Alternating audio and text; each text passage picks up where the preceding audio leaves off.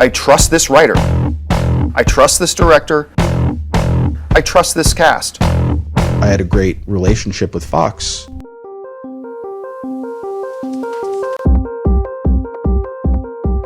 Publicly, Tom Rothman's departure was credited to Fox's parent company News Corp in its company-wide reorganization, but obviously no one bought that line. Some outlets reported it as being due to the fact that Rothman had let treasured Marvel properties lapse back to Marvel, especially considering his history with genre-based production. His most infamous obtuse decisions included canceling Firefly, micromanaging X-Men Origins into the cinematic excrement that we know, and rejecting the production of a Deadpool movie, very same that came to fruition based on the leaked footage. Rothman also allegedly had some blockbuster faux pas over not wanting to greenlight Titanic and Avatar because of the high costs. Additionally, other outlets like The Hollywood Reporter published exposés claiming that Rupert Murdoch, the top of the top for anything Fox, allegedly fired Rothman because of the micromanagement, the resulting negative reputation among directors and producers, the overall impact to bring on talent, and its effects on morale for those working within the studio. Jim Giannopoulos was put in as CEO, and Rothman's running Sony now. And while many praised the change in management, fact is Trank lost a powerful ally, as Trank had proven to Tom Rothman directly through a director's statement and complex test footage for Chronicle that he knew what he was doing and capable of handling a shoot. Once we, started dealing with Fox, we had to prove that we can do it. We presented the test scene to Tom Rothman. The movie started, there's test plays, lights come up, it's over, and he turns around and he's like, okay, it's terrific, great, when can you start? What's a director's statement?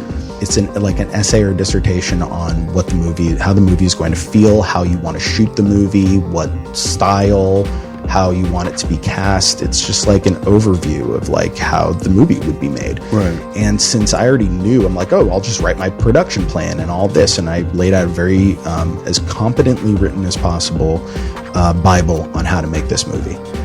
Someone that did survive the regime change was Fox production president Emma Watts, the individual credited for landing Trank for Fantastic Four. She's also been lauded for impressive studio wins, like landing David Fincher for Gone Girl, bringing back Bryan Singer for X-Men Days of Future Past, and spawning the Planet of the Apes franchise. Because I really started working on Fantastic Four about 2 months before Chronicle came out. Who came to who?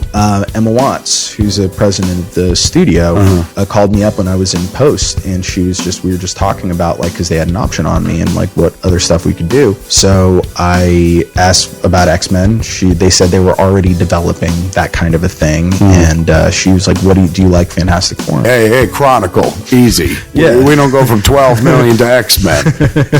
But we may go 12 million to Fantastic Four.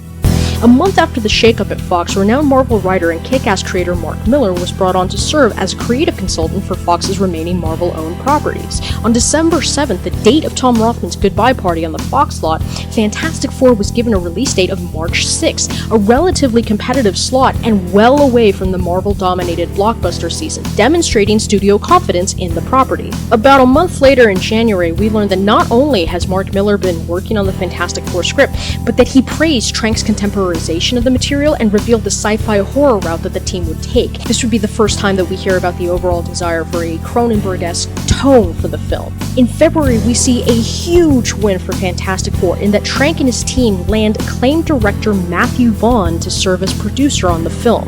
This begins mass speculation of future plans for a crossover for Fantastic Four with the X-Men franchise.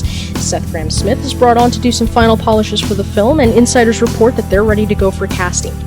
And we get the first rumors coming out in May of Michael B. Jordan being cast as Johnny Storm.